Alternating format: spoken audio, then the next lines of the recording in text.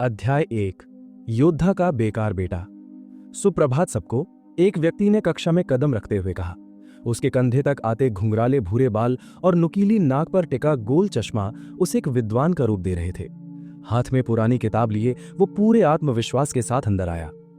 सुप्रभात आचार्य जी। अयान ने पूरी कक्षा की एक सुर में दी गई प्रतिक्रिया सुनी और एक लड़की के पीछे पीछे अंदर आया। उस लड़की के सुनहरे सफेद बाल एक चोटी में बंधे थे जो रोशनी में चांदी की तरह चमक रहे थे। आज हमारी कक्षा में 2 नए छात्र आए हैं, आचार्य जी ने शांत स्वर में कहा। आप लोगों का ये साल काफी दिलचस्प होने वाला है क्योंकि ये दोनों ही काफी चर्चित हैं। अयान ने अपने झोले की पट्टी को कसकर पकड़ लिया। उसकी गहरी नीली आंखों ने अपने से थोड़ी दूर खड़ी उस लड़की को देखा। उसकी त्वचा दूध जैसी साफ, आंखें सुनहरी और होठों पर एक अलग ही चमक थी। क्यों ना आप दोनों अपना परिचय दें? आचार्य जी की आवाज गूंजी। मैं हूं ईशानी अग्निवंशी। अग्निवंशी? अयान की पुतलियां सिकुड़ गईं। सिर्फ वही नहीं, पूरी कक्षा के चेहरे के भाव तुरंत बदल गए। फुसफुसाहटें ऐसे शुरू हुईं जैसे सूखे पत्तों में हवा चल रही हो। सबकी आंखों में एक अलग ही खौफ और सम्मान था। अग्निवंशी खानदान को कौन नहीं जानता? ये आवाहन करने वालों समनर्स का वो महान वंश था जहां हर पीढ़ी में केवल शक्तिशाली ड्रैगन को बुलाने वाले योद्धा ही पैदा होते थे। अयान ने अपना गला साफ किया। ईशानी ने तिरछी नजरों से उसे देखा। उसकी भौहें जैसे अयान की हालत पर मजाक उड़ा रही हों। नमस्ते सबको, मैं अयान हूं और मुझे उम्मीद है कि हम सब। तुम तो उस योद्धा की रद्दी औलाद हो। ये आवाज दक्ष की थी जिसके बाल छोटे कटे हुए थे। वो अपनी मेज को ऐसे पकड़े हुए था जैसे उसे कोई पुराना दुश्मन मिल गया हो। अयान, वही दंडकारण्य वाले मिशन का बेटा, सही कहा ना? एक और लड़के ने पूछा। उसके बाल बर्फ की तरह सफेद थे और वो बड़े आलस से अपने सिर हथेली पर टिकाए हुए था। उसका नाम आर्यन था। अयान ने एक फीकी मुस्कान दी। हां, बेकार कहीं का। आर्यन बुदबुदाया और खिड़की की तरफ देखने लगा। कक्षा में हंसी की एक लहर दौड़ गई। कुछ लड़कियां मुंह छिपाकर हंस रही थीं तो कुछ खुलेआम मजाक उड़ा रही थीं। अयान भी आप जैसा ही एक छात्र है। किसी का अपमान करना शोभा नहीं देता, आचार्य जी ने कड़ाई से कहा। पर अयान जानता था कि यहां शब्दों की कोई कीमत नहीं थी। ये इंद्रप्रस्थ समनर्स गुरुकुल था जो देश की सबसे बड़ी संस्थाओं में से एक था। यहाँ के छात्र अमीर, प्रभावशाली और ऊंचे घरानों के वारिस थे। उन्हें सिर्फ पढ़ाया नहीं जा रहा था बल्कि अगली पीढ़ी का नेतृत्व करने के लिए तैयार किया जा रहा था। क्या मैं इनके जैसा नहीं हूं? उसने कड़वाहट के साथ सोचा। वो किसी साधारण परिवार से नहीं था। उसके पिता एक महान योद्धा थे जिन्होंने अकेले हजारों राक्षसों की सेना को सीमा पर अपनी आखिरी सांस तक रोक कर रखा था। इतने तेजस्वी पिता का पुत्र होने के नाते दुनिया को उम्मीद थी कि अयान भी वैसा ही पराक्रमी होगा। लेकिन अयान की शक्तियां समय पर नहीं जागी थीं। बिना किसी विधि के पहले ही शक्तियां जागना असाधारण माना जाता था। उसके पिता की महान विरासत ने अयान की इस असफलता को और भी बड़ा अपमान बना दिया था। दुनिया की नजरों में वो अपने पिता के नाम पर एक काला धब्बा था। जाओ बैठ जाओ, पाठ शुरू होने वाला है। आचार्य जी की आवाज अब नर्म थी। अयान की नजरें ईशानी के पीछे पीछे गई जिसे सब हिम राजकुमारी कहते थे। उसकी शक्तियां तब जाग गई थी जब वो पालने में थी। उसने चुपचाप पीछे की एक खाली जगह चुनी। ईशानी खिड़की वाली कतार में बैठी थी और आर्यन उसके ठीक आगे था। अयान, आचार्य जी ने अचानक पुकारा, तुम कल सुबह नए छात्रों के शक्ति जागृति समारोह में शामिल होगे। सहपाठियों की दबी हुई हंसी साफ सुनाई दे रही थी। सबकी आंखों में मजाक था। अयान ने बस धीरे से सिर हिलाया। अब उसे इस अपमान की आदत हो गई थी। कभी उसने भी सपने देखे थे, एक आलीशान दिव्य जीव को बुलाना, गुरुकुल का सबसे चमकता सितारा बनना। अब पीछे मुड़कर देखने पर वो सपना भी एक बोझ जैसा लगता था। तो अब आचार्य जी की आवाज ने सबको शांत किया। हम सब जानते हैं पहले समनर मनु के बारे में और उनके साथी जीव के बारे में। पूरी कक्षा में सन्नाटा छा गया। स्वर्ण मुकुट वाला बंदी, जिसे वानर राज कहा जाता था, एक अत्यंत शक्तिशाली योद्धा जो अपनी बुद्धि और युद्ध कौशल के लिए प्रसिद्ध था। वो अपने दुश्मन की हर चाल की नकल कर सकता था। आचार्य जी थोड़े रुके, लेकिन वो एक रहस्यमयी सफेद दरवाजे गेट के अंदर ओझल हो गया जिससे आज का विषय शुरू होता है। ये गेट क्या है, इनकी प्रकृति क्या है और ये 100 सालों से हमारी धरती पर क्यों बने हुए हैं? कई हाथ हवा में लहराए, सब अपनी जानकारी दिखाने को बेताब थे। अयान का मन भटक गया। वो खिड़की के बाहर उड़ते बादलों और छतों पर गिरती धूप को देखने लगा। विश्राम का समय हुआ। अयान अपनी जगह से उठा ही था कि दक्ष अपने 2 साथियों ओजस और साहिल के साथ उसकी ओर बढ़ाया। दक्ष के चेहरे का गुस्सा एक बनावटी मुस्कान में बदल गया जब उसने अयान को छोड़कर ईशानी की तरफ मुड़ा। नमस्ते, मैं दक्ष हूं, उसने हाथ बढ़ाते हुए कहा। ईशानी बिना उसे देखे पत्थर की तरह शांत भाव से वहां से निकल ली। इस सन्नाटे को दक्ष की एक तीखी हंसी ने तोड़ा। वो वापस अयान की तरफ मुड़ा। तुम्हें क्या खुद पर शर्म नहीं आती? दक्ष ने चिढ़ाते हुए कहा। तुम्हारे पिता ने अपनी जान सिर्फ इसलिए गंवा दी क्योंकि तुम्हारी मां तुम्हें जन्म देने वाली थी। उस दिन हमने कोहिनूर खो दिया और बदले में हमें कचरा मिला। जो सोचना है सोचो, अयान ने सोचा और हाथ जेब में डालकर आगे बढ़ गया। लेकिन गलियारे में पहुंचते ही एक हाथ उसकी गर्दन पर आ गया। वो रणवीर था, हरे बाल और तेज आंखों वाला। देखो, अभी से डर गया, एक दूसरे लड़के ने मजाक उड़ाया। अयान तब और भी सतर्क हो गया जब उसने देखा कि उनके पीछे आर्यन आ रहा था। साफ था कि यह सब आर्यन के ही इशारे पर हो रहा था। ईशानी की तरफ कोई आंख उठाकर नहीं देख सकता था, लेकिन अयान सबके लिए खिलौना बन चुका था। सुना है तुम्हारे पिता का साथी जीव स्वर्ण रक्षक था, रणवीर ने मजाक में कहा। यकीनन उसने तुम्हारे लिए सोने की मोहरें छोड़ी होंगी। क्यों ना आज शाम हमें दावत दो? छोड़ो इसे, आर्यन की आवाज किसी ठंडी धार की तरह थी। तभी आर्यन ने अपना पैर आगे बढ़ाया और अपने जूते की ढीली डोरी की तरफ इशारा किया। एक शहीद का बेटा अब अपने सहपाठी के जूते बांधेगा। रणवीर ने अयान को धक्का दिया। यही तुम्हारी औकात है? तुम्हारे हाथ तो काम करते हैं ना? अयान की आवाज सपाट थी। या तुम चाहते हो कि पूरे गुरुकुल को पता चले कि तुम्हें अपने जूते तक नहीं बांधने आते? आर्यन की आंखों में एक अजीब सी बिजली कौंधी। अगले ही पल अयान ने खुद को तीसरी मंजिल की मुंडेर पर झूलते हुए पाया। तेज हवा उसे खींच रही थी और नीचे पत्थरों भरा मैदान था। सिर्फ किसी की मजबूत पकड़ ने उसे गिरने से रोका हुआ था। क्या क्या ये खुद ही कूद गया? ये क्या हुआ? क्या तुमने देखा? सहमे हुए छात्रों की आवाजें अयान के कानों में पड़ रही थी। उसे समझ आ गया था कि आर्यन ने अपनी अदृश्य शक्ति का उस पर इस्तेमाल किया था। क्या तुम ठीक हो? ईशानी की आवाज शांत थी, हालांकि उसके चेहरे पर कोई भाव नहीं था। उसकी बातों में उसके चेहरे से कहीं ज्यादा वजन महसूस हो रहा था। मुझे लगा था कि वो खुद को छुड़ा लेगा, लेकिन वो तो सच में नीचे गिर जाता। छी, कितना कमजोर है। रणबीर ने मजाक उड़ाते हुए अयान की ओर इशारा किया।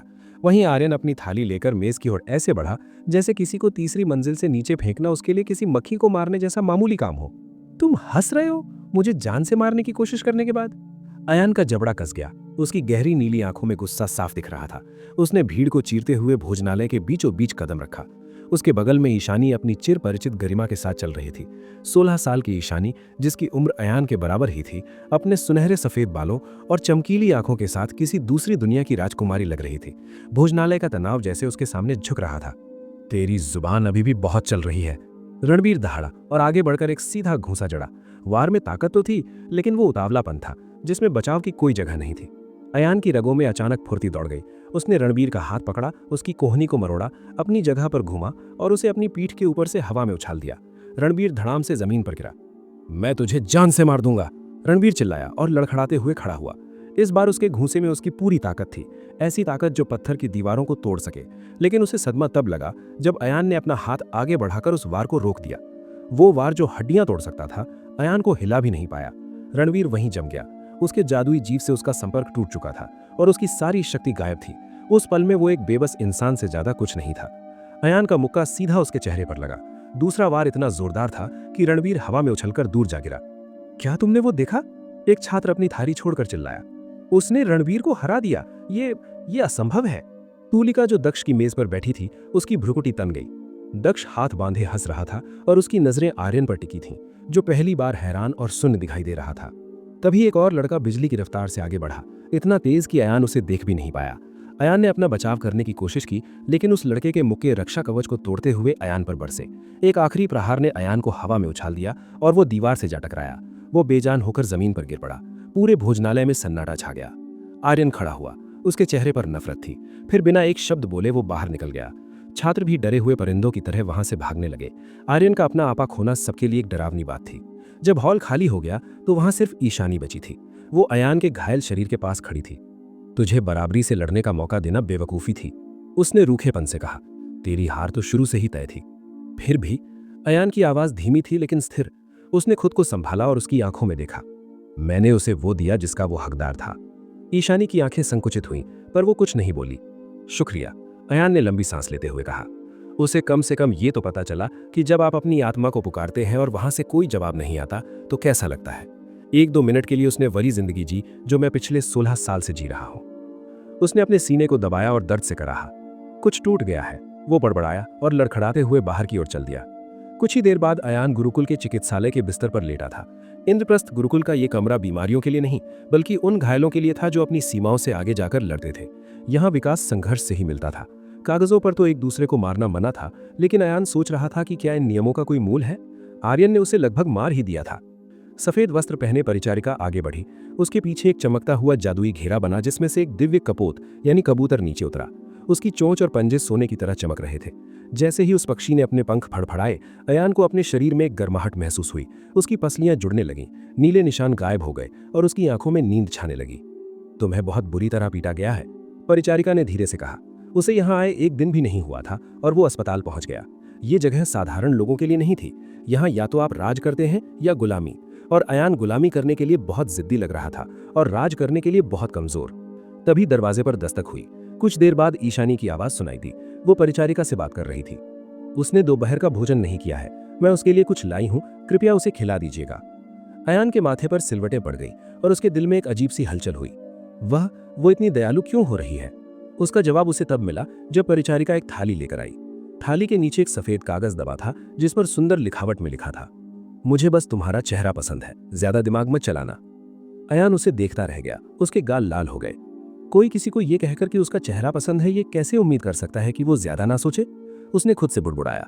परिचारिका ने एक फाइल देखते हुए कहा, तुम्हें आराम करना चाहिए, तुम अयान ही हो ना? उसने सिर हिलाया। कल सुबह तुम्हारा शक्ति जागरण समारोह है। अगर आज आराम नहीं किया तो शायद तुम उसके लायक नहीं रहोगे। याद रखना, अगर ये मौका हाथ से गया तो तुम कभी ऊंचे स्तर की शक्ति नहीं पा सकोगे। अगली सुबह उगते सूरज की रोशनी में गुरुकुल का मैदान चमक रहा था। नए छात्रों की भीड़ जमा थी। बाहरी लोग भी भारी कीमत चुकाकर यहाँ आए थे, क्योंकि इंद्रप्रस्थ का जागृति मंच पूरी दुनिया में सबसे ऊंचे स्तर की शक्तियां जगाने के लिए मशहूर था। अयान भीड़ के बीच खड़ा था, हाथ जेब में और मुट्ठियां कसी हुई। यही उसका आखिरी मौका था। वो प्राकृतिक रूप से जागृत होने में असफल रहा था। अगर यहाँ भी कुछ नहीं हुआ तो ये सच साबित हो जाएगा कि उसकी आत्मा में कोई साथी जीव नहीं है। बिना समन के कोई भविष्य नहीं था। इस दुनिया में एक आदमी की कीमत उसके समन से तय होती थी। कुछ ना होने का मतलब था कुछ नहीं होना, शिकारियों के राज्य में एक मामूली कीड़ा बनकर रह जाना। गुरुकुल की शर्त भी यही थी, यहाँ रुकने के लिए कम से कम कुलीन श्रेणी का जीव होना जरूरी था। शक्तियों की 5 श्रेणियां थीं, निम्न श्रेणी, कुलीन श्रेणी, उच्च श्रेणी, अधिपति श्रेणी और पौराणिक सम्राट या सम्राज्ञी श्रेणी। कक्षाओं की खिड़कियों से पुराने छात्र नीचे देख रहे थे। मुख्य मंच पर 6 जादुई मणियों से शक्ति मिल रही थी और वहां के प्राचीन चिन्ह चमक रहे थे। कुलपति आगे बढ़े। वे काफी सख्त और अनुशासित व्यक्तित्व वाले लग रहे थे। उनकी नजरें भीड़ पर घूमी। जैसा कि आप जानते हैं, आज का दिन आपका भविष्य तय करेगा। मैं कोई फालतू भाषण नहीं दूंगा, हम तुरंत शुरुआत करेंगे। उनकी नजर हाथ में मौजूद कागज पर गई। पहला नाम है। उन्होंने अपनी भौहें सिकोड़ी और गला साफ करते हुए उस लड़के की तरफ देखा जिसने गुरुकुल की जैकेट पहनी थी। अयान। शांत कदमों के साथ, जिनकी गूंज अयान को अपने कानों में सुनाई दे रही थी, वो उस षटकोणीय मंच की सीढ़ियों पर चढ़ा। उसकी आंखें कुलपति पर टिकी थीं, जो उसे मंच के केंद्र में खड़ा करने के लिए पीछे हट गए थे। कुलपति के साथ एक महिला खड़ी थी जिसके हाथ में एक यंत्र था। ये वही उपकरण था जो किसी योद्धा की शक्ति का स्तर मापता था। वही सबसे पहले देखने वाली थी कि अयान एक साधारण इंसान है या उसके भीतर कोई महान शक्ति सोई हुई है। शांत हो जाओ, गहरी सांस लो और अपनी आंखें बंद करो। तुम खुद को उस जगह पाओगे जिसे हम आत्मलोक कहते हैं, और वहां तुम अपने साथी जीव के ठीक सामने होगे। अयान ने आंखें बंद की तो कुलपति की आवाज धीमी पड़ने लगी। वहां अंधेरा होगा, लेकिन घबराना मत। तुम्हारे साथी की रोशनी ही वो इकलौता उजाला होगा जिसकी तुम्हें जरूरत है।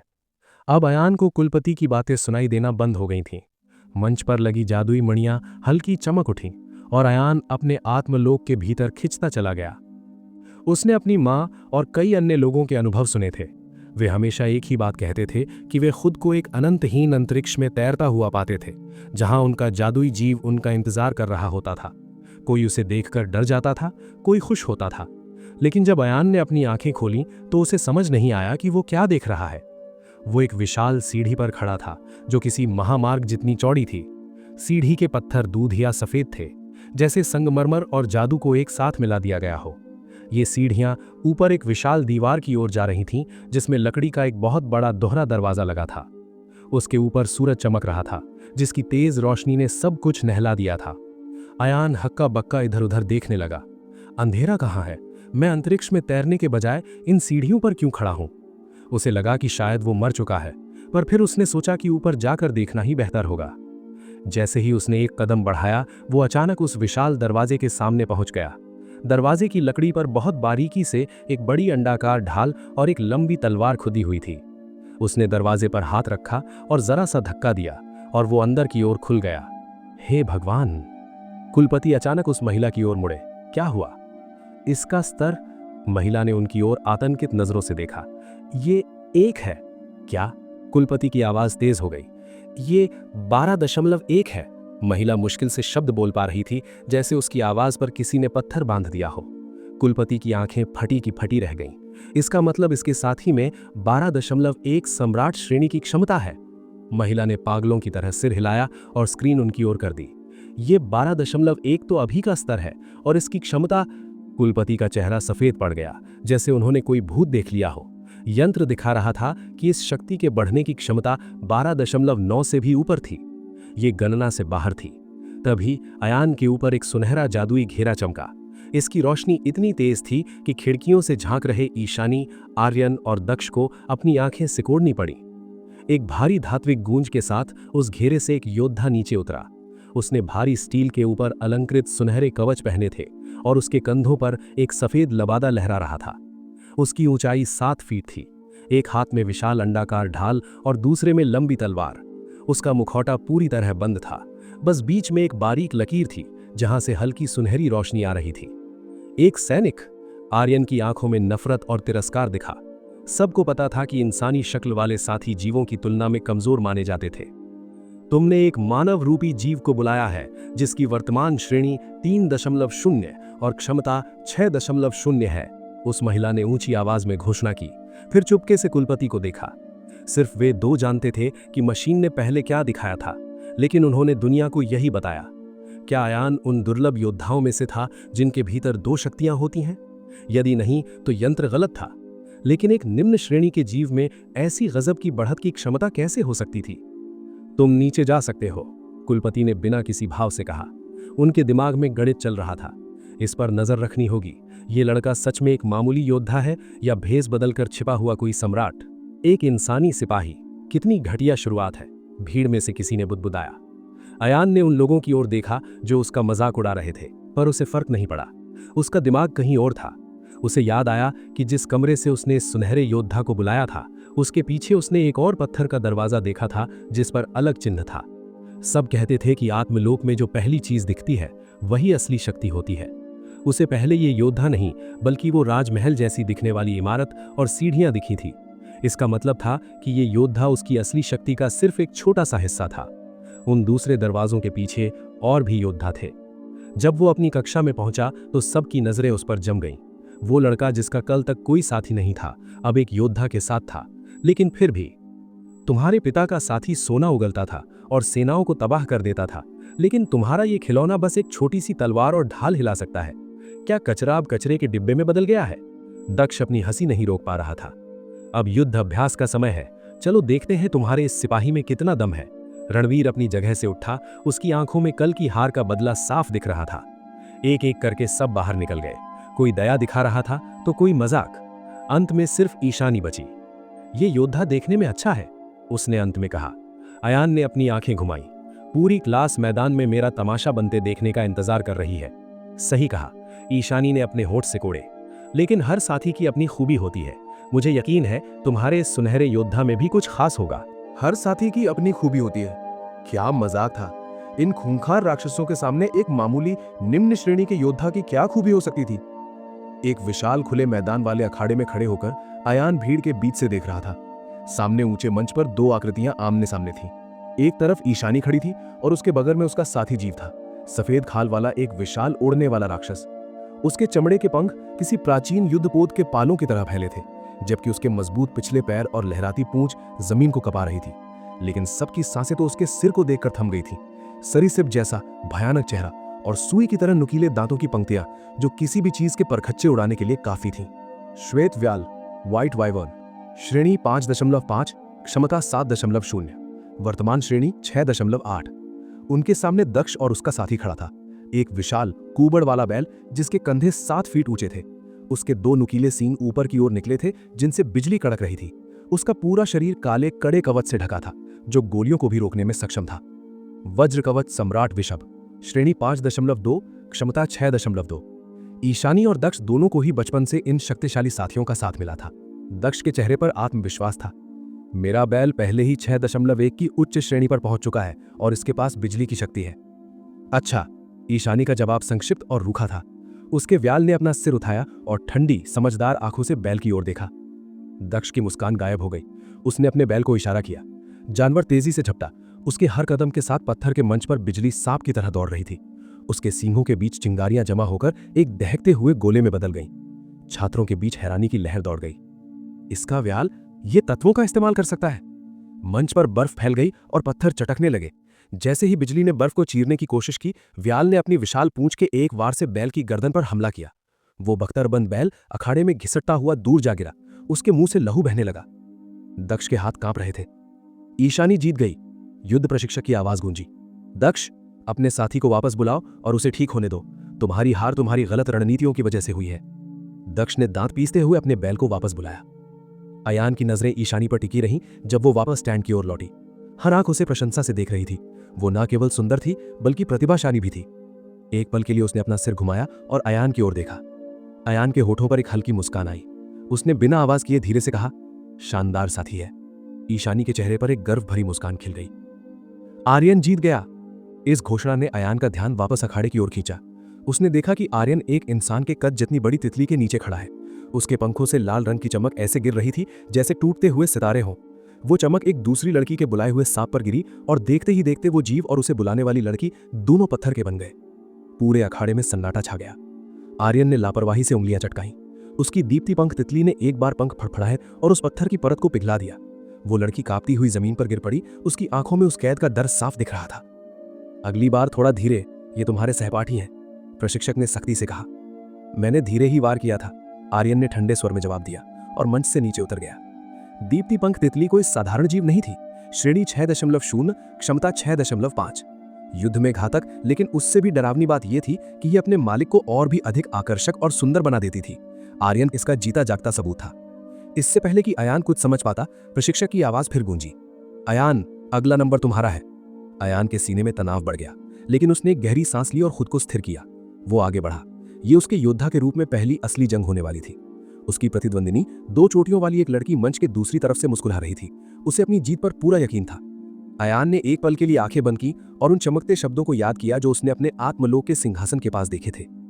आवाहन, स्वर्ण संघ का सेनापति, प्रकार हाइब्रिड, श्रेणी 3.0, क्षमता 6.0। विवरण, तलवार और ढाल टुकड़ी का एक सेनापति, उन सब में महानतम, स्वर्ण संघ का शपथबद्ध सैनिक, राक्षसी जीवों का वध करने के लिए विशेष रूप से तैयार। इसके पास 25 किलो की तलवार, 50 किलो की ढाल और 70 किलो का कवच है। ब्लैकआउट अवस्था में यह अपनी बुनियादी ताकत की सीमाओं को तोड़ सकता है और अपने शत्रुओं की शक्तियों की नकल कर सकता है। अयान ने मन ही मन मुस्कुराहट के साथ कहा, सेनापति है ना, तो मैं तुम्हें अचल पुकारूंगा। उसकी आंखें खुली और सामने लड़की का साथी प्रकट हुआ, एक विशाल लौह पंजा केकड़ा जिसके स्टील जैसे पंजे किसी भी दीवार को चीरने की ताकत रखते थे। अचल, समय आ गया है, बाहर आओ। उसके बगल में एक सुनहरा मैजिकल घेरा चमका और वो विशाल योद्धा बाहर निकला। रोशनी में सोना और स्टील चमक रहे थे। पीछे सफेद लबादा लहरा रहा था। उसके सीने के कवच पर सूर्य का चिन्ह था। भारी मेटालिक कदमों के साथ अचल अयान के पास से गुजरा और अपनी महान ढाल उठा ली। लड़की हंसी। उसके केकड़े ने तेजी से आगे बढ़ा और अपने पंजों से अचल की ढाल पर जोरदार हमला किया।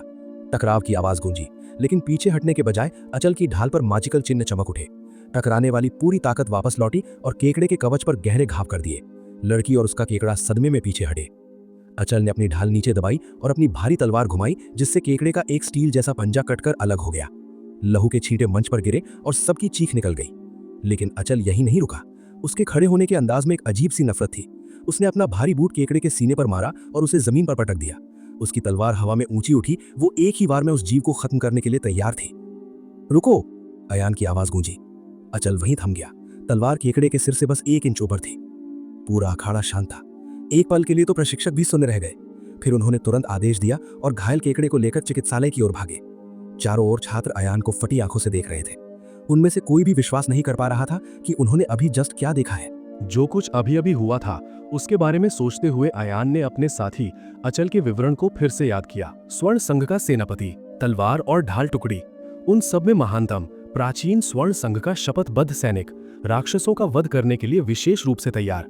इसके पास 25 किलो की तलवार, 50 किलो की ढाल और 70 किलो का कवच है। ब्लैकआउट अवस्था में ये अपनी ताकत की सीमाओं को तोड़ देता है और अपने दुश्मनों की शक्तियों की नकल कर सकता है।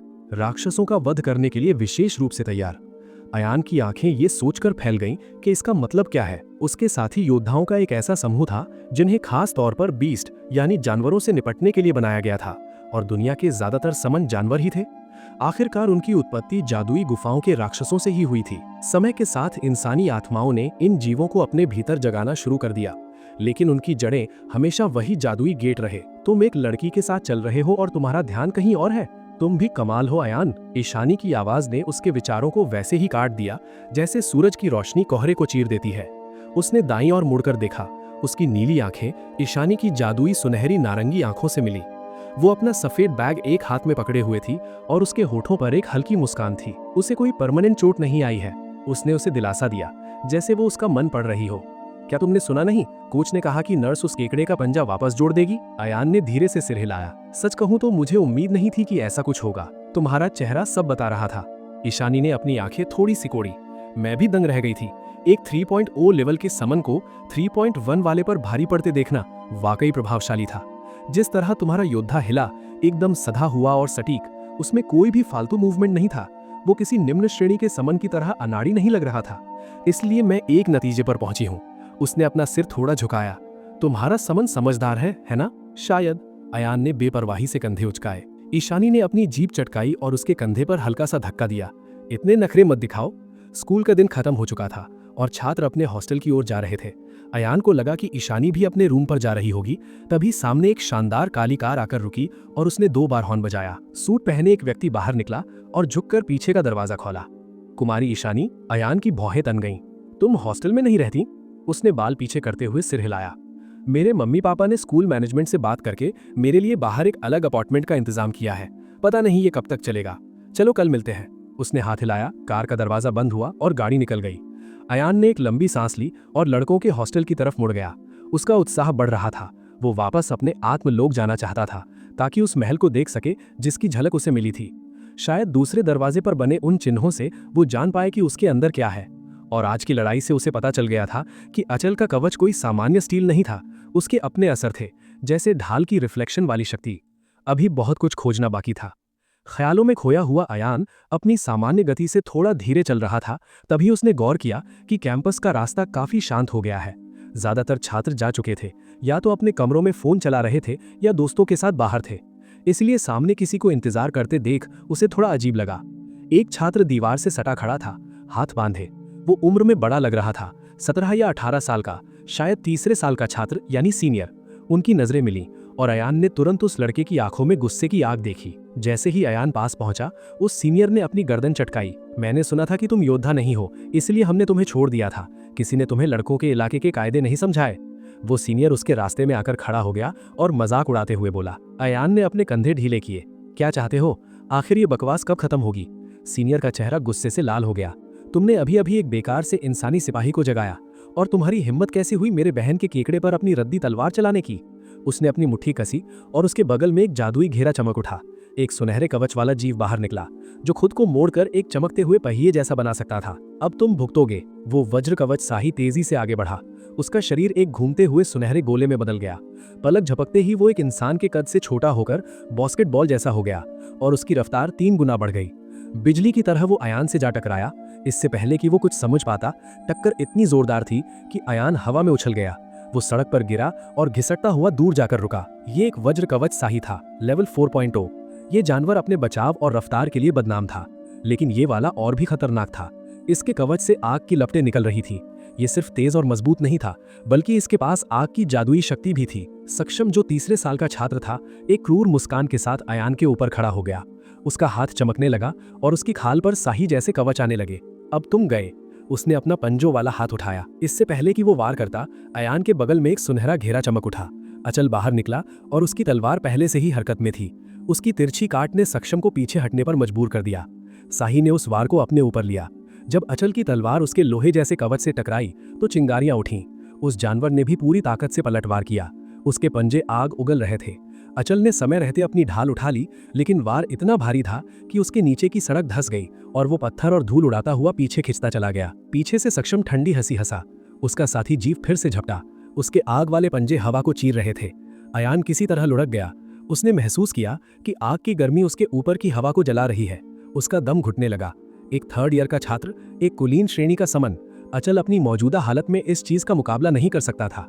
अब सिर्फ एक ही रास्ता बचा था। अचल, ब्लैकआउट मोड इस्तेमाल करो अभी। जैसे ही आग वाले पंजे फिर से नीचे आए, अयान ने मन ही मन आदेश दिया। अचानक सड़क पर एक हवा का तेज झोंका चला जिसने उसके बाल बिखेर दिए। ये सब अचल की वजह से हुआ। अब वो सुनहरा नहीं रहा था।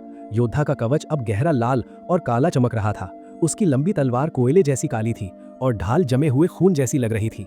वो एक डरावनी शक्ति के साथ खड़ा था और उसके शरीर से भी आग की लपटें निकल रही थीं। अचल एक दहाड़ के साथ झपटा।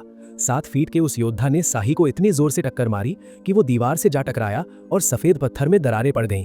वो जानवर दर्द से चीख उठा क्योंकि अचल की आग उसकी अपनी आग से कहीं ज्यादा तेज और भयानक थी। सक्षम की मुस्कान गायब हो गई। उसका जानवर फिर से गोल होकर अपने बचाव मोड में आने की कोशिश करने लगा, लेकिन अचल रुकने वाला नहीं था। उसने अपनी ढाल को पूरी ताकत से नीचे मारा और उस रक्षा कवच को तोड़ दिया। फिर अपनी तलवार सीधे वार के लिए तान ली। रुको! सक्षम चिल्लाया। उसका चेहरा सफेद पड़ गया। 5 सेकंड से भी कम समय में मैदान का नजारा पूरी तरह बदल चुका था। वो योद्धा, वो सिर्फ शक्तिशाली नहीं हुआ था, उसने शाही की आग की शक्ति की नकल कर ली थी। अचल उस गिरे हुए जानवर के पास से मुड़ा। उसके जूतों की आवाज पत्थरों पर गूंजी। उसका खून जैसा लाल मुखड़ा अयान की ओर घुमा, काली तलवार नीचे की ओर और लाल ढाल उसके हाथ में स्थिर, जैसे वो पूछ रहा हो, अब आपका क्या हुक्म है? अयान ने अपने योद्धा अचल को पीछे हटने का इशारा किया, जिससे सक्षम को अपना साथी वापस बुलाने का मौका मिल गया। अचल को जागृत किए अभी ज्यादा समय नहीं हुआ था और इसका असर अयान पर साफ दिख रहा था। ब्लैकआउट अवस्था ने अचल की शक्ति को 3.0 से अविश्वसनीय 4.0 तक पहुंचा दिया था, लेकिन इसकी कीमत अयान को चुकानी पड़ी। उसका चेहरा पीला पड़ गया था और शरीर कांप रहा था। उसे सामान्य से अधिक कमजोरी महसूस हो रही थी और सांसें उखड़ रही थीं। यह स्वाभाविक था। अधिकांश नए योद्धाओं को अपने साथी के साथ तालमेल बिठाने में हफ्तों, यहां तक कि महीनों लग जाते थे, ताकि वे उसे कुछ मिनटों से ज्यादा समय तक बाहर रख सकें। समय के साथ वे अपने साथियों को घंटों या दिनों तक बनाए रख सकते थे। सबसे शक्तिशाली योद्धा तो बिना थके पूरे साल अपने साथी को अपने पास रख सकते थे। लेकिन आत्मलोक एक प्राकृतिक पालने की तरह था, जहां साथी जीव आराम करते और विकसित होते थे। इसीलिए युद्ध के बाद उन्हें हमेशा वापस बुला लिया जाता था। आज मैंने जो दया दिखाई है उसकी कदर करना, अयान ने सक्षम के पास से गुजरते हुए सपाट स्वर में कहा। वो वरिष्ठ छात्र अपनी हार के अपमान और अविश्वास में वहीं जड़ खड़ा रह गया। मैं सोच ही रहा था कि तुम ईशानी का साथ कब छोड़ोगे। एक जानी पहचानी मजाक उड़ाती आवाज ने अयान को रोक दिया। उसने पीछे मुड़कर देखा। रणवीर और उसके साथी मल्हार एक साथ टहलते हुए आ रहे थे, जबकि आर्यन चुपचाप उनके पीछे फोन चलाते हुए चल रहा था। मल्हार ने अपना हाथ आगे बढ़ाया। पलक झपकते ही उसकी हथेली से नुकीले कांटे निकले और सीधे अयान की ओर लपके। अयान को अपने हाथ बचाव में आगे करने का मुश्किल से समय मिला और वे कांटे उसके बाजुओं में जा धंसे। उसने अचल को बुलाने की कोशिश की, लेकिन उसे जोरदार चक्कर आ गया। इससे पहले कि वो संभल पाता, रणवीर बिजली की तेजी से उसके सामने आ गया। उसके हाथ हरे रंग के नुकीले पंजों में बदल चुके थे, जो धूप में चमक रहे थे। उन पंजों ने अयान का चेहरा जकड़ लिया। भयानक रफ्तार के साथ रणवीर ने अयान का सिर दीवार पर दे मारा। पत्थर कांच की तरह चटक गया और दरारें चारों ओर फैल गईं। अयान बेजान होकर जमीन पर गिर पड़ा। हो, शायद कुछ ज्यादा ही ताकत लगा दी। रणवीर हंसा, अपने पंजों को वापस सामान्य करते हुए, जैसे कुछ हुआ ही ना हो। वो बेहोश लड़के के पास झुका और मजाक में सिर हिलाया। पता नहीं उस ईशानी को इसमें क्या दिखता है। क्या उसे कमजोर लड़के पसंद है? मल्हार सक्षम के पास से गुजरा, जो अब भी फटी आंखों से ये सब देख रहा था।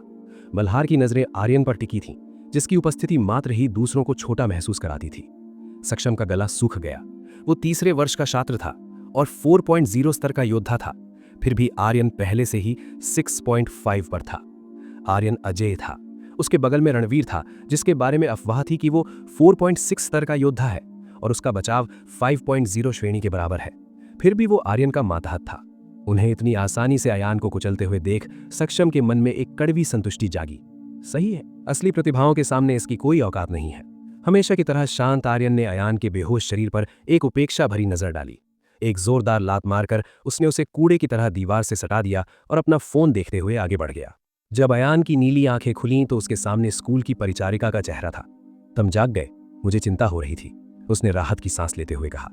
अयान करहाते हुए उठा और अपने सिर को छुआ। चिंता मत करो, मैंने तुम्हारे घाव भर दिए हैं। शक्तियां जागने के बाद तुम्हारा शरीर पहले से मजबूत हो गया है, इसलिए जान का खतरा नहीं था। लेकिन सदमे ने तुम्हें बेहोश कर दिया था। वो कोमलता से बोल रही थी, फिर भी उसकी आवाज में छिपी दया अयान को महसूस हुई। उसने गुस्से में मुट्ठियां भींच लीं। क्या तुम अपने सहपाठियों से माफी मांग सकते हो? उसने समझाने की कोशिश की। तुम लोग दोस्त हो, फिर तुम माफी उन लोगों से जो मुझे अपना पालतू कुत्ता बनाना चाहते हैं? अयान चिल्लाया और होंठ चबाने लगा। उसने खुद को शांत किया और सिर झुका लिया। मुझे माफ करें, मेरा मतलब आप पर चिल्लाना नहीं था। क्या नर्स पर चिल्लाने से कुछ बदलने वाला था? नहीं। वो जानता था कि दूसरों के पास सालों का अनुभव और प्रशिक्षण है। इन छात्रों के पास कम से कम 1 साल का अनुभव था, जबकि उसके पास 1 दिन भी नहीं था।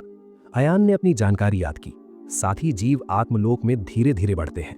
लड़ाई उस गति को बढ़ाती है, लेकिन असली जरिया मैजिकल मणियां थी, जो केवल खतरनाक गुफाओं में मिलती थीं। अचल अभी भी निम्न श्रेणी का था, लेकिन अगर अयान उसे कुलीन यानी 4.0 तक पहुंचा सके तो ब्लैकआउट अवस्था के साथ वो 5.0 वाले को टक्कर दे पाएगा। अचल के विशेष हथियार उसे अपने से 0.5 श्रेणी ऊपर के दुश्मनों को भी घायल करने की शक्ति देते हैं। इसका मतलब है अगर अचल 4.0 पर पहुंच गया तो अयान 5.5 वाले योद्धा को भी चुनौती दे सकता था। अगले दिन आचार्य कौटिल्य कक्षा में आए और मेज पर किताब पटक दी। उनकी तेज नजरें ईशानी के बगल वाली खाली सीट पर टिकी। अयान कल बुरी तरह घायल हो गया था। वो ठीक होने के लिए कुछ हफ्तों की छुट्टी पर रहेगा, लेकिन वो इस महीने के अंत में होने वाली श्रेणी प्रतियोगिता से पहले वापस आ जाएगा। याद रखें, जो टॉप 3 में आएंगे उनके पास स्नातक होने के बेहतर अवसर होंगे और उनके साथियों की क्षमता भी बढ़ेगी। कड़ी मेहनत करें। कक्षा में तुरंत फुसफुसाहटें शुरू हो गईं। कायर कहीं का, जरा सा सिर का टकराया भाग गया। रणवीर जोर से हंसा। मल्हार ने दूसरे छात्रों को कहानी सुनाई जो मजाक उड़ाने लगे। तो वो चला गया, ईशानी ने सोचा। उसकी आंखें ठंडी पड़ गईं और उसने दक्ष और आर्यन की ओर देखा। उस मामूली सैनिक जैसे साथी के साथ ये तो होना ही था। उस लड़की ने चुटकी ली जिसे अयान ने हराया था। कचरा ही कचरे का मजाक उड़ा रहा है, दक्ष ने उसे छिड़का। तुम्हारे भाई ने उससे लड़ाई सिर्फ इसलिए की क्योंकि तुम एक मामूली सैनिक से हार गई थी। उस लड़की का चेहरा पीला पड़ गया। वो अयान का मजाक तो उड़ा सकती थी, लेकिन दक्ष को चुनौती देने की हिम्मत उसमें नहीं थी। कक्षा में शोर मचता रहा जब तक कि आचार्य की आवाज कोड़े की तरह नहीं गूंजी। अब एक शब्द नहीं। उन्होंने मेज पर हाथ पटका। आज हम साथियों की 2 श्रेणियों पर चर्चा करेंगे, मिश्रित और आदिम। कुछ समय बाद तुलिका शौचालय से बाहर निकल रही थी, तभी उसे कर्मचारी गलियारे से आती एक आवाज ने चौंका दिया। सम्राट श्रेणी? हाँ, कल एक सम्राट श्रेणी आ पता चला था, एक महिला ने कांपते हुए स्वर में कहा। पहले कुलपति और मुझे लगा कि ये कोई गलती है, लेकिन आज सुबह अधिकारियों ने भी इसकी पुष्टि की है। उनके यंत्रों ने भी इसे पकड़ा है। मगर उस छात्र का साथी किसी सम्राट श्रेणी जैसा दिखता नहीं है। कौन सा छात्र? वो नया छात्र है, अयान। क्या? ये व्यक्ति की चीख तुलिका के मन की बात थी। उसने कांपते हाथों से अपना मुंह ढक लिया। अयान एक सम्राट श्रेणी का योद्धा? इम्पॉसिबल। उसका दिल जोर जोर से धड़कने लगा। सम्राट श्रेणी की कहानियां डरावनी और माइथिक थीं। एक बार एक ऐसे ही योद्धा ने खुद को भगवान घोषित कर दिया था और दुनिया उसे मुश्किल से रोक पाई थी। वो लड़का जो अपना बचाव तक नहीं कर पाया, इतना भयानक कैसे हो सकता है? जब वो भोजनालय पहुंची तो उसकी आंखें रणवीर को खोजने लगी। रणवीर ने ही अयान को अपमानित किया था। नहीं, ये सच नहीं हो सकता। उसने मुट्ठियां भींच ली। सम्राट श्रेणी? ये बकवास है। अयान ने एक मामूली सैनिक को बुलाया था, सबने देखा था।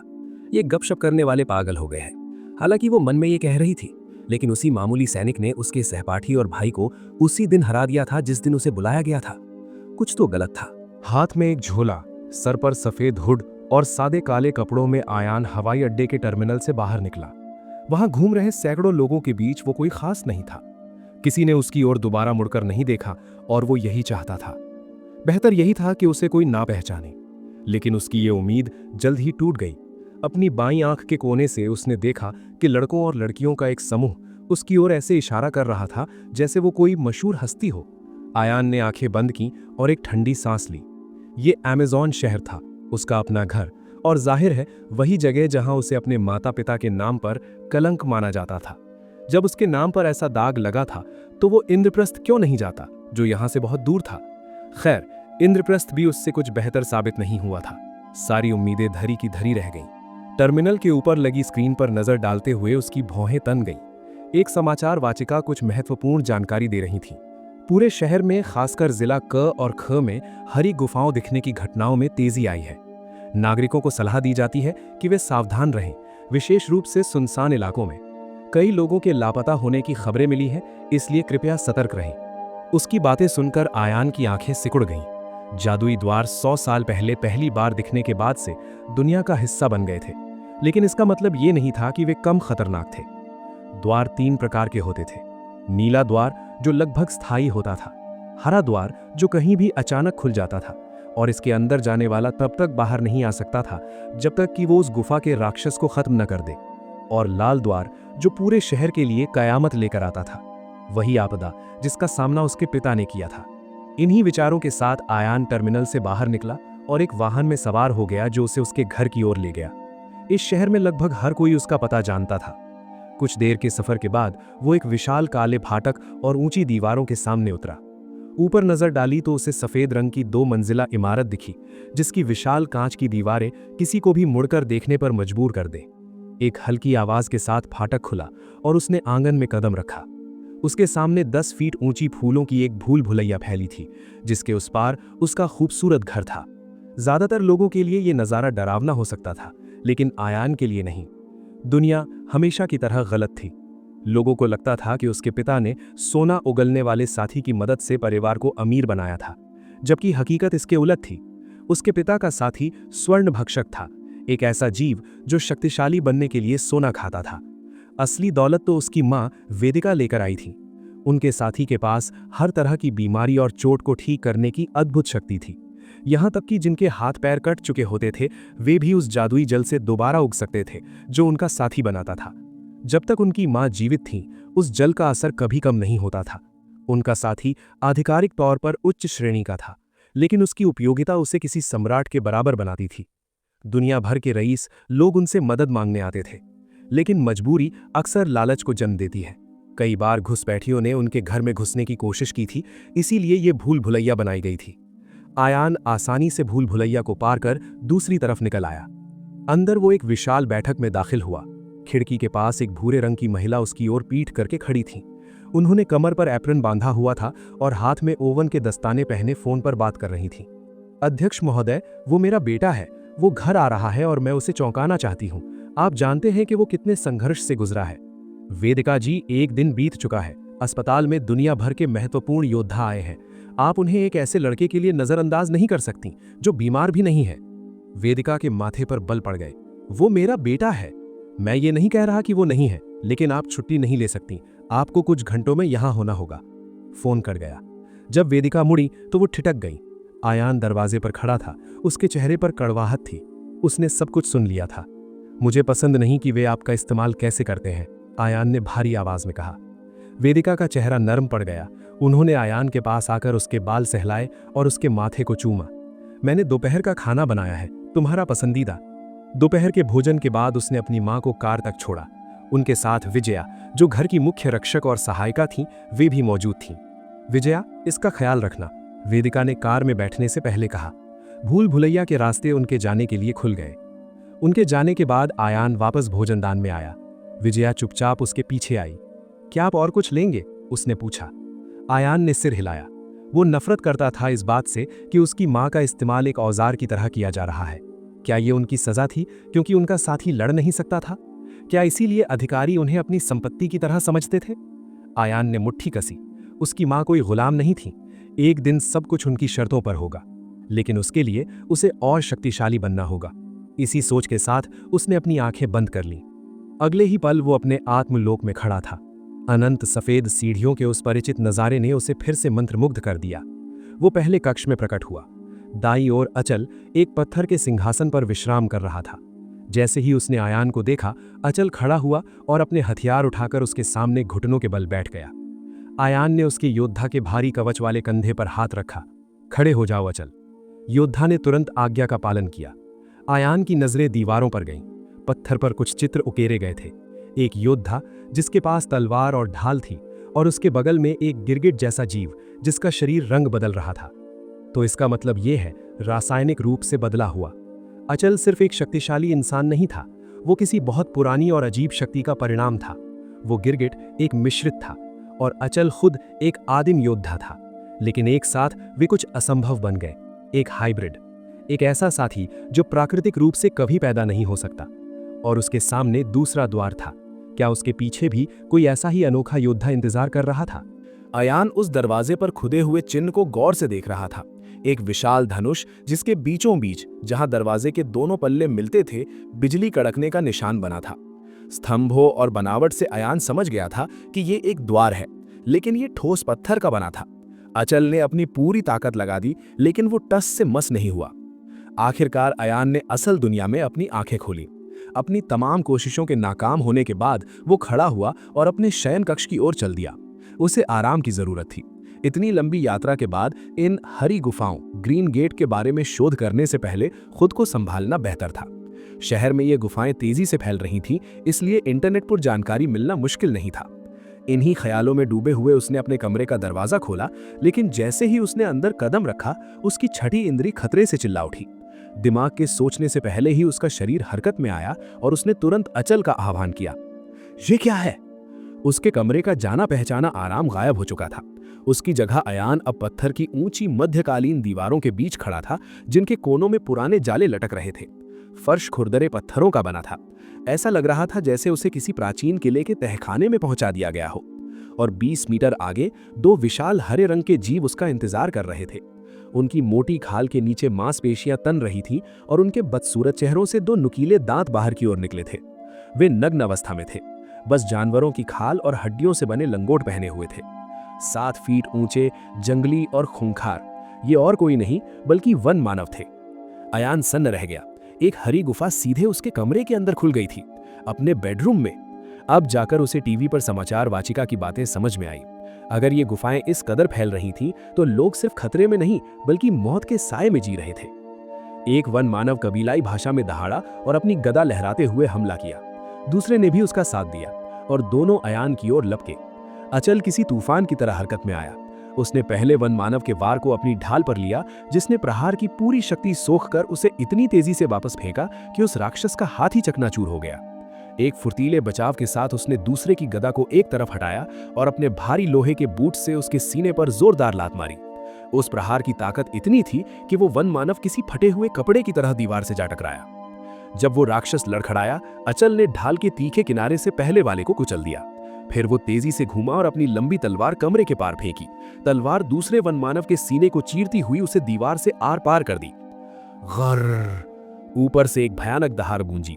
सीढ़ियों से एक और वन मानव कूदा और अपने दोनों पैरों से अचल की ढाल पर प्रहार किया। टक्कर की आवाज बिजली कड़कने जैसी थी, लेकिन अचल पीछे नहीं हटा, बल्कि उस राक्षस के पैर ही टूट गए। हड्डियां चटकने की आवाज आई और वो तड़पता हुआ जमीन पर गिर पड़ा। 2 और वन मानव युद्ध में शामिल होने के लिए दौड़े, लेकिन अचल पहले ही उन पर टूट पड़ा। उसने भागते हुए अपनी तलवार वापस ली और उनके हमलों को नाकाम करते हुए उन्हें मशीनी सटीकता से काट दिया। 2 मिनट के भीतर 5 राक्षस उस ठंडे फर्श पर ढेर हो चुके थे। अयान वहीं खड़ा उस विशाल योद्धा को देखता रह गया। वन मानव के हरे खून के बीच भी अचल का सुनहरा कवच चमक रहा था। अगर अयान को पहले कभी योद्धाओं पर शक था, तो अब वो पूरी तरह मिट चुका था। अचल महज एक साथी नहीं था, वो मांस और खून से बना जीता जागता किला था। अयान सीढ़ियों की ओर बढ़ा और अपने साथी का करीब से मुआयना करने लगा। योद्धाओं के पास अपने साथियों से जुड़ने के अनोखे कौशल होते हैं। सहजीविता से वे अपने साथी की आधी शारीरिक शक्ति पा लेते थे, प्रतिध्वनि से वे उनके गुणों का इस्तेमाल कर सकते थे। अयान ने अपनी पूरी एकाग्रता के साथ उस बंधन को सक्रिय किया। एक पल में अयान के चारों ओर अचल जैसा ही भारी सुनहरा कवच प्रकट हो गया। उसके कंधों पर विशाल कवच के टुकड़े थे और पीठ पर सूर्य के चिन्ह वाला सफेद लबादा लहरा रहा था। इतना भारी दिखने के बावजूद उस कवच का वजन हवा जैसा महसूस हो रहा था। तभी तुम इतनी तेजी से हिल पाते हो। वजन तुम्हें मजबूत बनाता है, लेकिन धीमा नहीं करता। अयान की आंखें फटी रह गई। उसने अचल की तलवार और ढाल की प्रतिध्वनि बुलाई। इस बार जब हथियार प्रकट हुए, तो उनका असली वजन फर्श पर भारी आवाज के साथ गिरा। वो अपनी बढ़ी हुई ताकत से तलवार तो उठा सकता था, लेकिन ढाल बहुत भारी थी। कवच के उलट हथियारों पर वजनहीन होने का वरदान नहीं था। तलवार चलाना संभव था। वो 22 किलो की होने के बावजूद हल्की लग रही थी, लेकिन उसे देर तक पकड़े रहना उसे थका देता। उसने ढाल को विसर्जित कर दिया।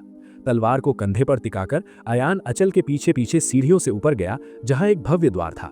एक जोरदार प्रहार के साथ अचल ने उसे लात मारकर खोल दिया। सामने एक विशाल गलियारा था। वहां 4 रक्षक इंतजार कर रहे थे, लेकिन ये साधारण वन मानव नहीं थे। वे 8 फीट ऊंचे थे, उनकी स्किन गहरी लाल थी और उस पर धूसर रंग के कबीलाई निशान बने थे। हर एक के पास एक विशाल कुल्हाड़ी थी। जैसे ही उन्होंने अयान और अचल को देखा, वे जमीन हिलाते हुए आगे बढ़े। किसी गैंडे की तरह उन्होंने हमला किया। अचल की ढाल ने वार को झेला और वापस लौटती ऊर्जा ने उनके बाजुओं पर गहरे घाव कर दिए। अयान आगे बढ़ा और अपनी लंबी तलवार एक घेरे में घुमाई। तलवार पहले लाल वन मानव की गर्दन को चीरती हुई निकल गई और उसका सिर फर्श पर लुढ़कने लगा। वो समय रहते दूसरे के वार से बचा और उसे पीछे धकेल दिया। उसकी तलवार उस राक्षस के सीने में गहरी धंस गई। उसी समय दूसरी तरफ से अचल की तलवार ने उसे आर पार कर दिया। अयान ने एक ठंडी हंसी के साथ अपने चेहरे पर मुस्कान आने दी। उसे अच्छा लग रहा था। 16 सालों में पहली बार वो बेबस नहीं था। उसके पास एक साथी था और उसके साथ मिलकर लड़ना रोमांचक था। एक और दरवाजा, अयान ने सामने दिख रहे विशाल गेट की ओर इशारा करते हुए कहा। अचल ने भी अपनी तलवार कंधे पर रखी और बिना हिचकिचाहट के आगे बढ़ा। एक शक्तिशाली लात के साथ दरवाजा खुला और कब्जे चीखे।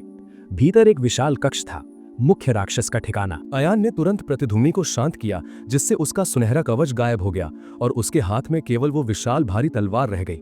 उसे अभी से थकान महसूस होने लगी थी, जो कि एक बहुत बुरा संकेत था, क्योंकि हॉल के बीचों बीच जो दैत्य खड़ा था वो उन वनमानवों जैसा बिल्कुल नहीं था जिनसे उन्होंने अब तक लड़ाई की थी। छत के एक छेद से गिरती चांदनी के नीचे 8.5 फीट ऊंचा एक वनमानव खड़ा था। उसकी खाल कोयले जैसी काली थी और उसका विशाल शरीर लोहे की भारी परतों में जकड़ा हुआ था। उसके कंधों पर खोपड़ी के आकार के कवच थे और उसके हाथों में एक विशाल कुल्हाड़ी थी जो मध्यम रोशनी में चमक रही थी। उसके नंगे पैर पत्थर में धंसे थे और उसके दांतों वाले जबड़े से काले पत्थर के छल्ले लटके थे। उसके सिर से बालों की लंबी जटाएं, जिनमें जंगली जानवरों के दांत गुथे थे, किसी युद्ध की ट्रॉफी की तरह लटक रही थी। ए वजह काबिलज, वो प्राणी गूंजा। उसकी आवाज भावनाओं से खाली थी। अयान को महसूस हुआ कि वो बाहर मारे गए वनमानवों के बारे में पूछ रहा था। हालांकि उसके लहजे में कोई दया नहीं थी, केवल ठंडा न्याय था।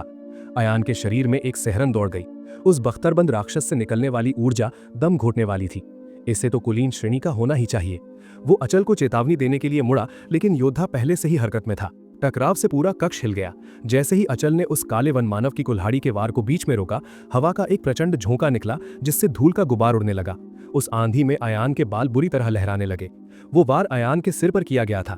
उसने राक्षस को हिलते हुए भी नहीं देखा था, बस उसका परिणाम देखा, और ये कि अचल ने समय रहते उसे रोक लिया था। लेकिन ताकत का अंतर साफ था। वो कुल्हाड़ी अचल की ढाल में गहराई तक धंस गई, जिससे उसकी शक्ति परावर्तन की क्षमता बेअसर हो गई। अचल के पैरों के नीचे का पत्थर चटक गया और उसके पैर फर्श में धंस गए। राक्षस की सांसों से कम और गुर्राहट ज्यादा निकल रही थी। उसकी खून जैसी लाल आंखें मारने की भूख से चमक रही थीं। अचल, ब्लैकआउट अवस्था का उपयोग करो, अभी! अयान एक खंभे के पीछे छिपते हुए चिल्लाया।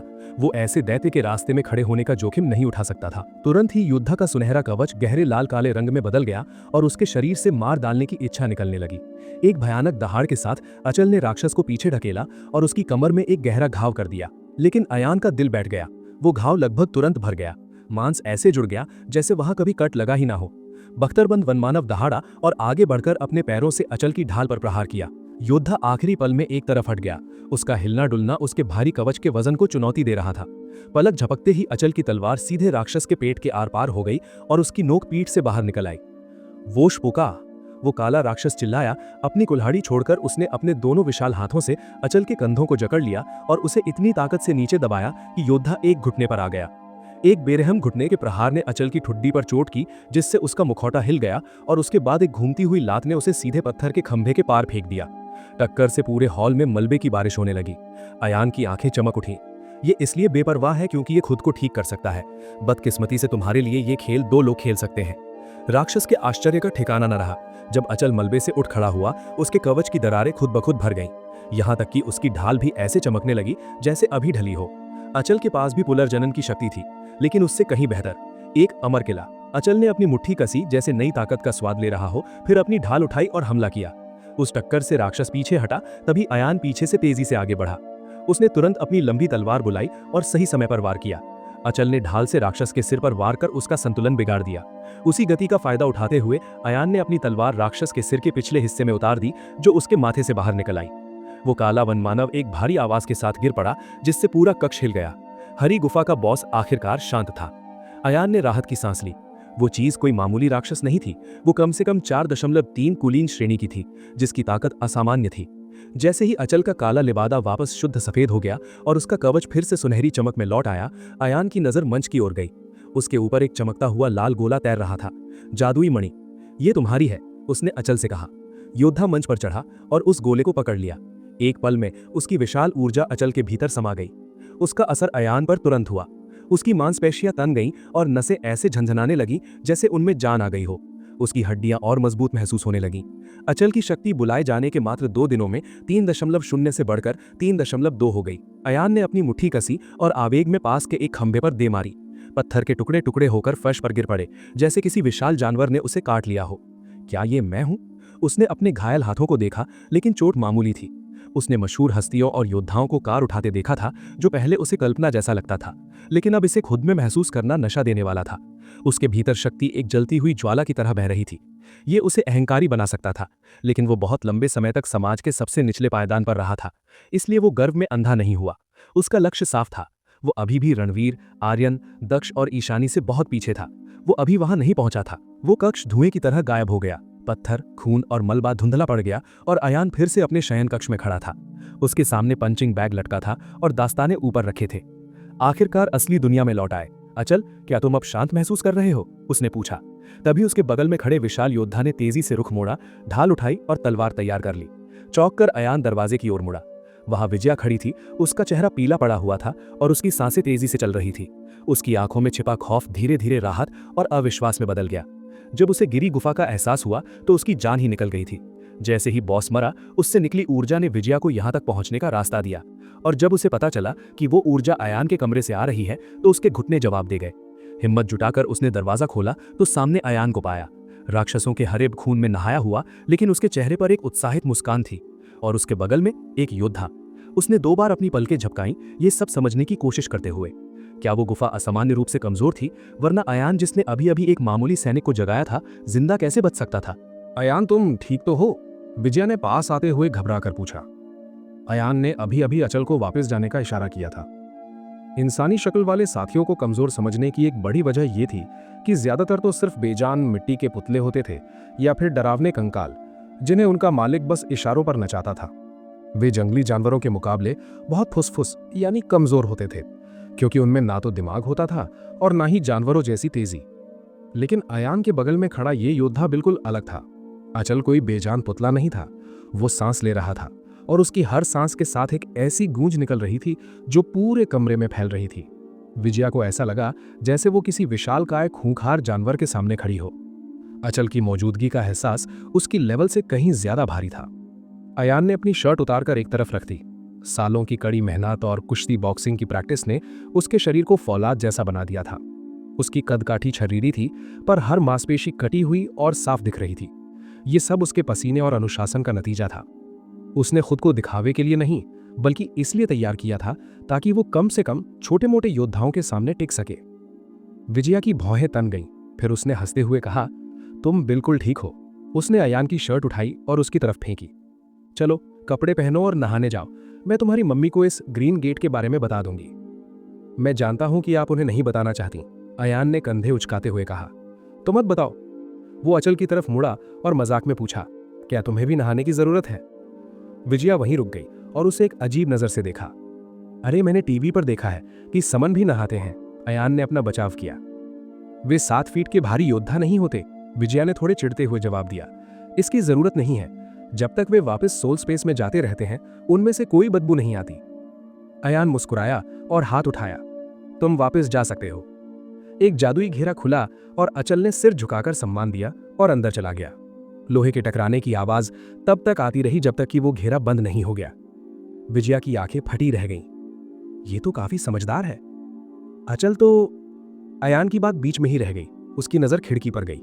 तीसरी मंजिल से उसे बाहर का नजारा देखना बहुत पसंद था। अचानक उसका दिल बैठ गया।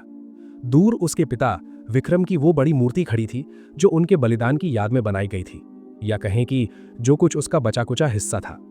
मूर्ति का सिर काट दिया गया था। रस्सियों और बड़ी मशीनों के साथ मजदूर उसे घेरकर खड़े थे और चींटियों की तरह एक एक टुकड़ा तोड़ रहे थे। वे इसे हटा क्यों रहे हैं? उसने दबे सर में पूछा। विजया ने एक लंबी सांस ली। इसे वहां खड़े 16 साल हो गए। मेयर ने इसे बदलने का फैसला किया है। पगोड़ा संघ अब दुनिया का नंबर 1 ग्रुप बन चुका है। उनकी मूर्ति लगाने से हमारे शहर को उनका साथ मिलेगा। समझ गया। अयान की नजरें उस टूटी हुई मूर्ति पर टिकी रहीं। उसने गुस्से में दांत भींच दिए। वो ग्रुप गुफाओं से सारा माल लूट लेता था, मड़ियां, खजाना, सब कुछ। लेकिन उसके पिता ने तो बिना किसी लालच के लोगों की जान बचाने के लिए अपनी जान दांव पर लगा दी थी, और अब वे एक बिजनेस ग्रुप के लिए उनकी मूर्ति गिरा रहे थे। यह एहसान फरामोशी अयान के मन में कड़वाहट भर रही थी। नहाने के बाद अयान ने थोड़ा आराम किया। रात के खाने के समय जैसे ही वो मेज पर बैठा, उसकी मां वेदिका घर आई। उन्होंने अपना बैग रखा और मुस्कुराते हुए उसकी ओर बढ़ी। विजया खाना लगा ही रही थी कि उसने देखा वेदिका, जो अभी भी अस्पताल वाले सफेद कोट में थी, अयान का सिर पकड़कर अपनी छाती से सटा लिया और उसे दुलारने लगी। अयान ने कुर्सी पीछे की और एक बनावटी नाराजगी दिखाई। मम्मी, मैं आपसे नाराज नहीं हूं, अयान चिल्लाया। उन्हें यह समझाना बेकार था कि वो अब 16 साल का हो गया है। वो सालों से ये कह रहा था, पर उन्होंने कभी नहीं माना। वेदिका आखिरकार हंसते हुए पीछे हटी। गुरुकुल कैसा चल रहा है? कोई दोस्त वोस्त बनाया? अयान ने उन्हें फिर विजया को देखा। वो जानता था कि उसकी मां जानबूझकर उसके समन के बारे में बात नहीं कर रही, शायद ये सोचकर कि उसे बुरा लगेगा। उसका दिल भर आया ये सोचकर कि कैसे वे कभी छत पर खड़े होकर उसके पिता की मूर्ति को देखती थीं। वे ऐसा उनके साथ कैसे कर सकते हैं? उसने गुस्से से सोचा। बेटा, क्या हुआ? अयान की आंखों में उदासी देख वेदिका की आवाज नरम पड़ गई। अयान ने तुरंत जबरदस्ती मुस्कान बिखेरी। मम्मी, मैं ठीक हूं। देर रात अयान अपने लैपटॉप पर ग्रीन गेट के बारे में पढ़ रहा था, तभी नोटिफिकेशन आया। नया मैसेज। प्रोफाइल फोटो एक बहुत ही सुंदर लड़की की थी। सफेद बालों वाली और सुनहरी आंखों वाली वो लड़की तकिए पर लेटी बहुत ही मैजिकल लग रही थी। अयान की आंखें फटी रह गई। ईशानी। उसने मैसेज खोला। ओए सुंदर चेहरे, महीने के आखिर में कंपटीशन है, उसे मिस मत करना। अयान की भौएं तन गई। तुम्हें मेरा नंबर कहां से मिला? उसने रिप्लाई किया। जवाब तुरंत आया। मैंने हेडमास्टर से मांग लिया। अयान दंग रह गया। उधर अपने बिस्तर पर लेटी ईशानी अयान की प्रोफाइल फोटो देखकर हंस रही थी, जो नहाने के बाद ली गई एक अधूरी फोटो थी। फोटो खिंचवाने की तमीज नहीं है तुम्हें, उसने मजाक उड़ाया। अयान बुड़बुड़ाया और अपनी फोटो चेक की। बाकी की बातचीत में ईशानी उसे अपनी ढेर सारी सेल्फी भेजती रही, कहते हुए कि वो उसे अच्छी फोटो लेना सिखा रही है। सच तो ये था कि उन तस्वीरों ने अयान के गाल लाल कर दिए थे। ईशानी की वो तस्वीरें जिनमें उसके बाल खुले थे, वो गुरुकुल वाली घमंडी लड़की से बिल्कुल अलग और बहुत प्यारी लग रही थी। और अयान को उसका ये अंदाज बहुत ज्यादा पसंद आने लगा था।